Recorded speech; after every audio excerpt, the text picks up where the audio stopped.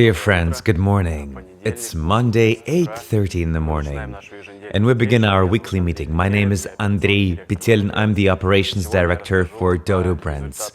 And today I'd be talking about our Q2 results. Let us begin with the chain results. In May, at the monthly meeting, Kirill Voropaev presented and told about the Q1 results. And he, back then, said that the year began in a very successful way. What do we mean? We mean that our results exceeded the target, the forecast. So let us see what we got as a result of Q2. So chain results. And here are the sales figures. We finished Q1 with 8.8 billion rubles overall sales for the entire chain. We finished Q2 with 9.5 billion rubles of sales. That is quite a significant growth. If we compare Q2 2021 to Q2 2020, then growth year over year is 82%. That is a tremendous growth for the business of our size. But, of course, we can explain it partially with the fact that Q2 2020 was the hardest period. The ironclad lockdown. The entire world, for the first time, faced the pandemic back then. And let's look at like-for-like growth, the sales for similar restaurants in current period compared to similar period a year ago. So here we also have the growth of 59%. So if we overall sum it up, the year is successful. We carry on the successful year, exceeding our forecast. As for the new restaurant openings, as a result of Q2, Kirill mentioned that in Q1 we opened 16 new restaurants, and that was the anti-record. We've not been far from that figure in Q2, and we can explain, again, with the shocks and aftershocks of the pandemic. And also, the situation is that now we're feeling a very strong talent hunger in the food and beverage industry and in other industries in Russia as well. At the moment, there is a strong lack of talent, of team members in the restaurants all around the country, and of course the quality suffers. And therefore, that is reflected in the ratings. And as far as you know, our partners are not allowed to open new restaurants when the quality in their current restaurants is not high enough. But we truly hope that, taking into account the focus of our team, the focus of Eurasia team to get the best talent, we'll soon be able to cope with this hindrance and open more restaurants. If we take a look at the overall store count as a result of Q2, we have 714 restaurants. Now let us continue with financial results for the managing company Dodo Brands. Let us look here at our major figure, EBITDA. And let's compare Q1 2021 with Q2 2021. For Eurasia, the growth overall is by 27 million rubles. That is quite good. For IMF and for startups, we have the planned loss. Just as we planned, it has been the part of the budget. This is our current startup investment. And total EBITDA overall is 131 million rubles, meaning that we've grown by 23 million rubles. That's almost $2 million. And let me remind you that according to the 333 plan, by 2024, the EBITDA of the managing company should be $30 million. So, based on the figures that we have now, this year it will be $6.8 million. We need to get to 30. It seems quite possible. Now, let us continue with our objectives of Dodo Brands for 2021. And there are three major objectives here. First is to strengthen our position in Eurasia. I will not dwell into too much detail here. We recently hosted our partners meetup, and Ivan Tikhov talked about this in more detail. But as for the sales, for now, it's beyond our expectations, beyond our forecast. Objective number 2 is to prepare our startups for scaling next year. Again, we were talking about this at the meetup a lot, but overall, let me tell you this. We are quite certain that next year we shall be able to scale our startups quite actively. And let me now talk about the objective number 3. We want to improve the quality of the operational management of our company. And let us talk about the key results that will indicate the achievement of this goal. The first key result, similar to the major goal, the improvement of operational framework. I mean to say that we integrated the OKR methodology, objectives and key results. And now it works end-to-end throughout the entire company. We prepared the text presentation that clearly describes what and when should be done. We hosted the Q&A session. It's available on YouTube. You can watch it if you have not seen it yet. And also, we have further plans on how we shall be improving this tool, helping all of the teams to establish internal processes, goal setting, measuring performance, retrospective analysis. We'll be doing all of that. The second key result is actually very important. We came up with this one in the middle of the year when we updated the objective. So, here it is. Organizational structure enables scaling of our startups. Let us understand what it means. At the moment, all of the major competencies on franchising development and scaling are within our major unit, which is Eurasia. What does that include? Business development, building the relationships with our partners. We have regional managers there, lots of expertise. We have marketing and R&D there, where we launch national campaigns, create seasonal pizzas, promote them actively, doing many other things. That is also supply chain, where we know how to purchase very efficiently, where we interact with the largest logistics company in the country, auditing our suppliers. Of course, we also talk about designing and building of the restaurants, which helps us to launch new places. Of course, Dodo controlling, no need to comment here, because we need to see and we can see how our restaurants work on a weekly basis. And also, the Dodo University, the START program for new partners. These are online courses as well, online training. All of this expertise is shared by all of our startups so that they can take advantage of it, so that the startups can scale. So we don't want to make any abrupt movements here. We would love to design the organizational structure for the future. And gradually, we should evolutionize towards that organizational structure. It might take a year or even more. We shall be making gradual changes as long as we need them. When the startup, for example, needs certain expertise approaching particular stage of growth. But this year, we want to design this organizational structure. Key result number 3 is to close our hiring backlog completely.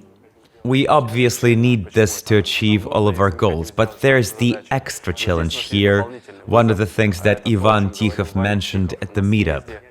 We were going to hire another 100 developers into our IT team by the end of 2023, but we've changed our mind and we're going to get all of that talent by the end of 2021. That is a huge challenge. But in the meantime, I've been talking to HR guys, IT guys of ours, and we have a plan. And I think we can make it happen.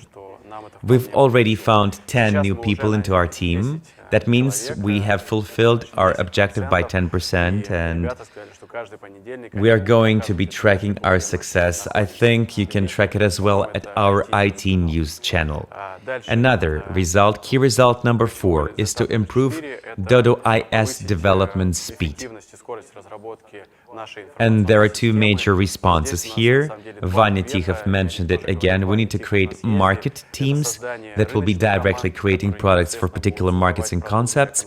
And we need to improve our Dodo IS platform, our major information system that is the underlying solution for all of the units. It develops solutions for all of the units.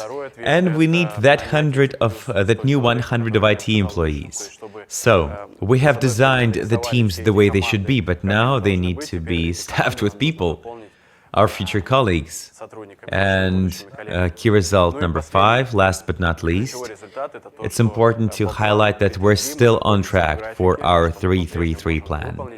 Let me remind you that we have 3 years, and by 2024, our company is going to go public.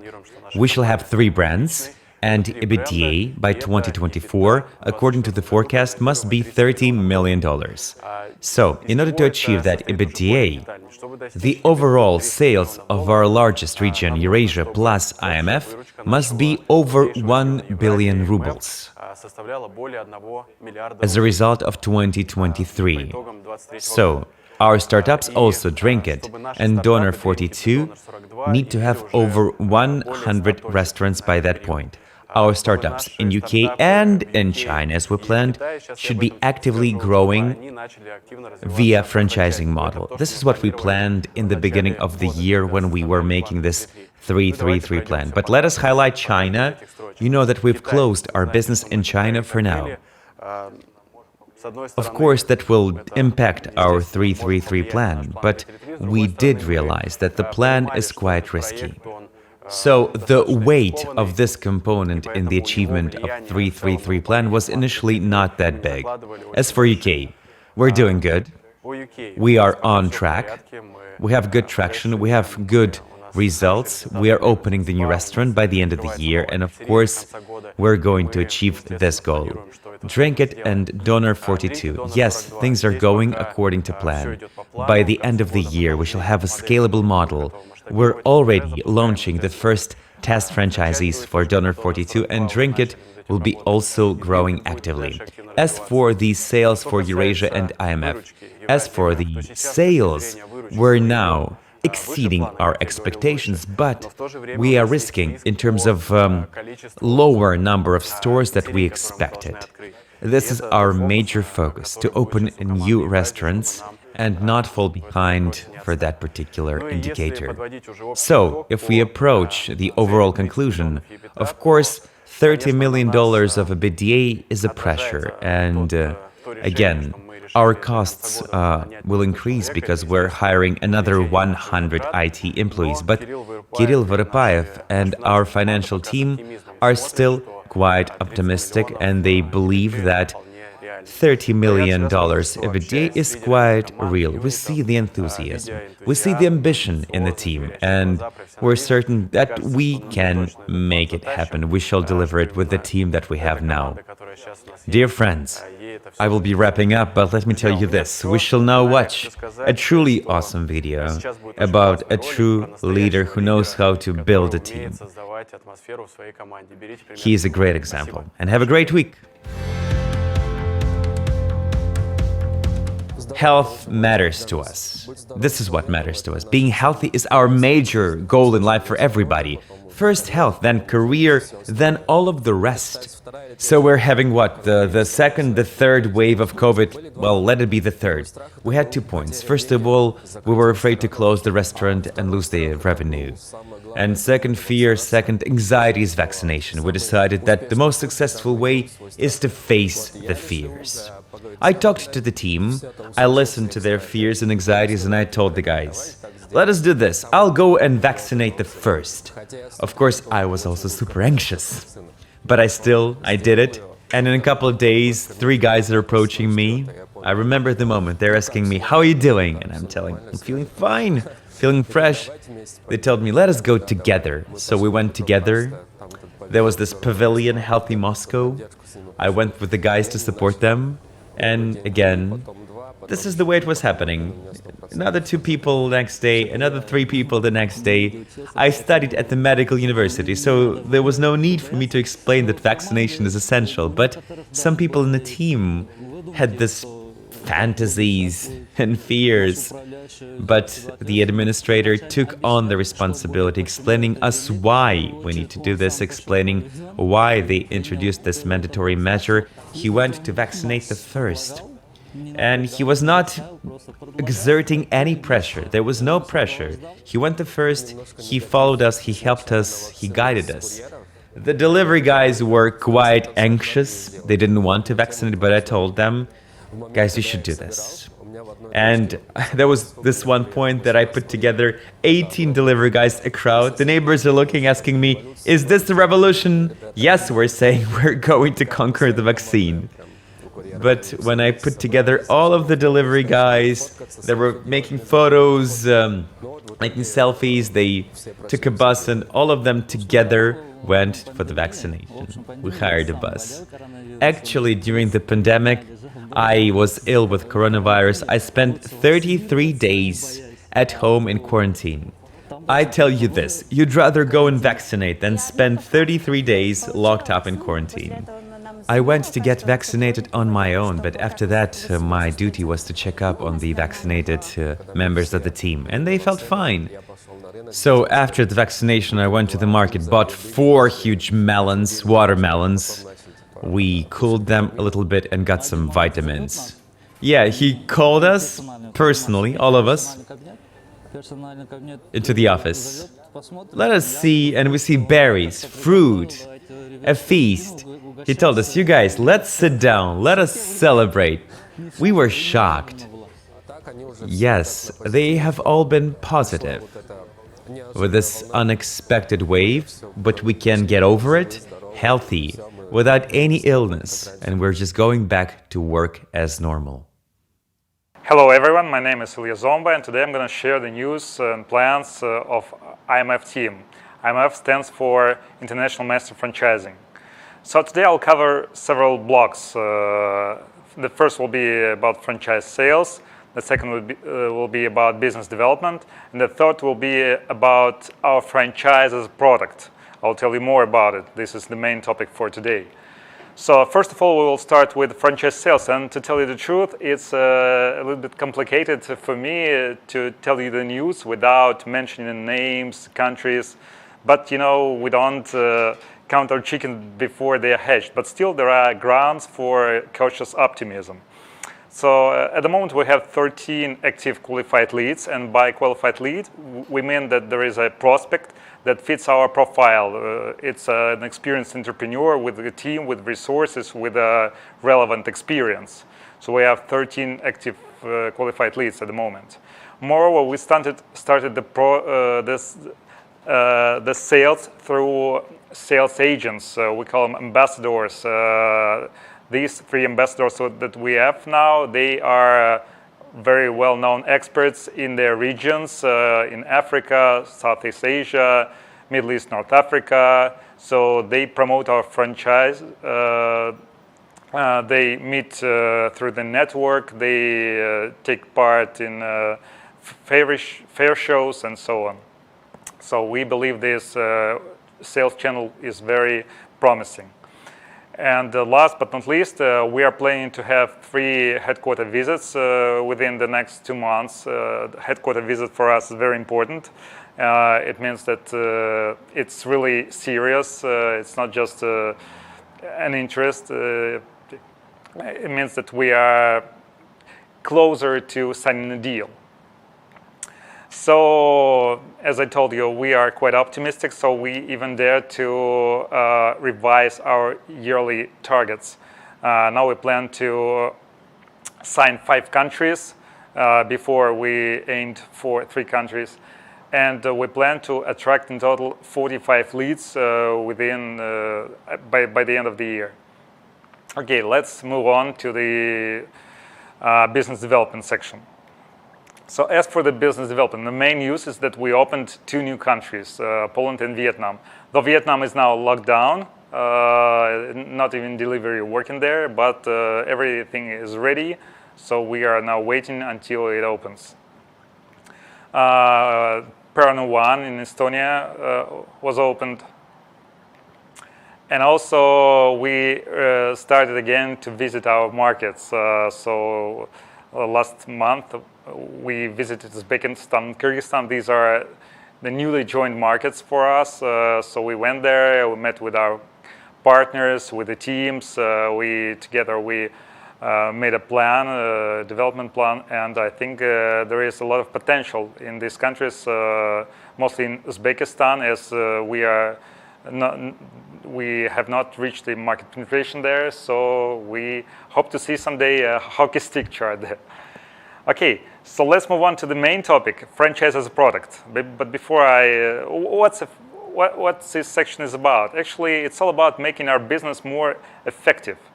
And I will illustrate this by this very simple chart. So these are two lines showing the cash flow chart. So the yellow line shows the cash flow chart for the store with capital expenses of $253,000 and with the EBITDA of 10%. And you see the payback period will be 3.5 years.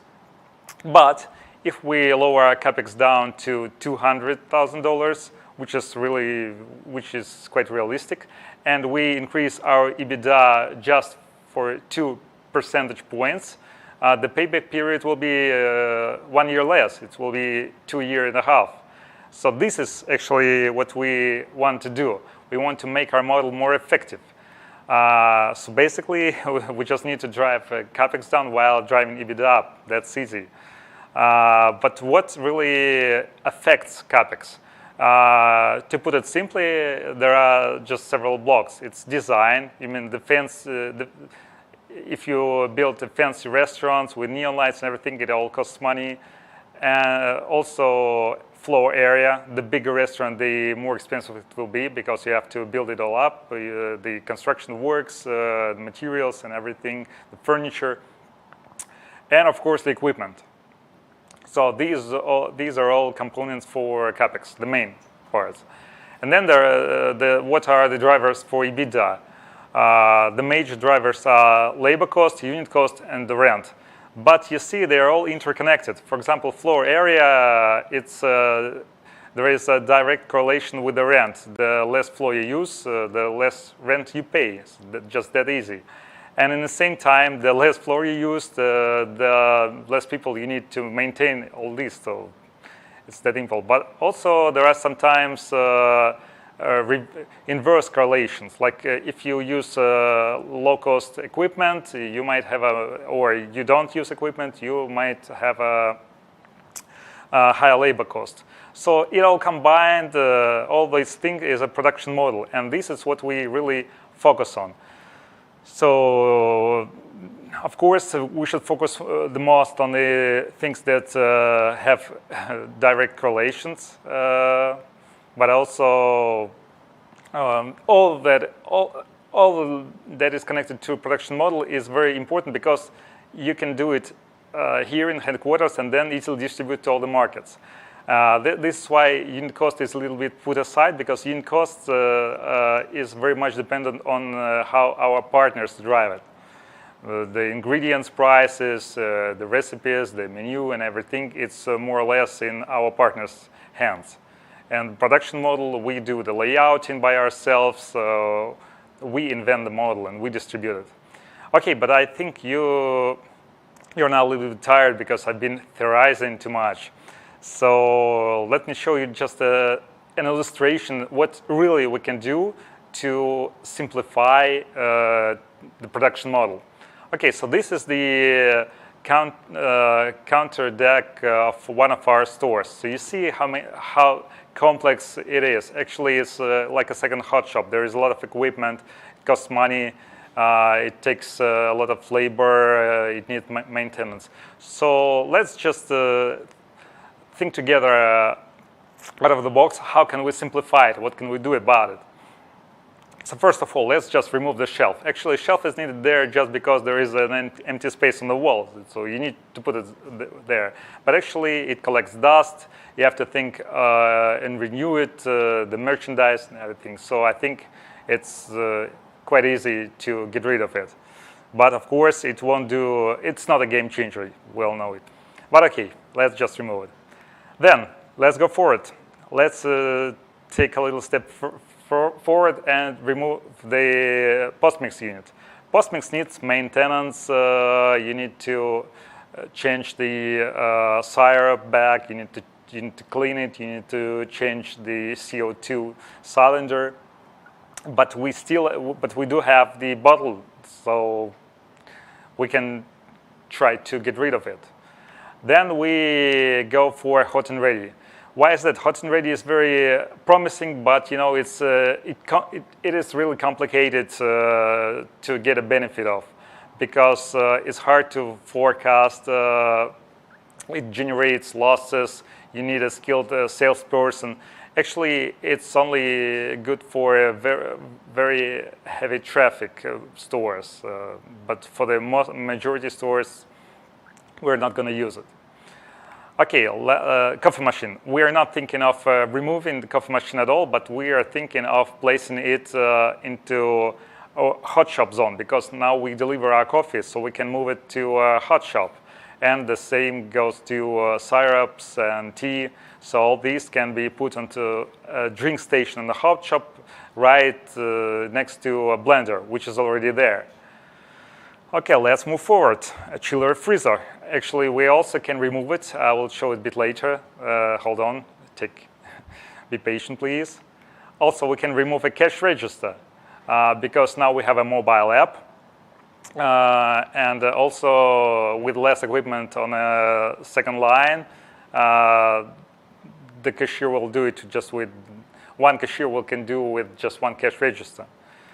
Then we can get rid of front counter display. Why is that? Just because this is what our competitors use. We can place a big chiller inside the area, and actually it is used as a merchandise. It's much easier to fulfill. It's the same place for the storage and for the distribution. You don't need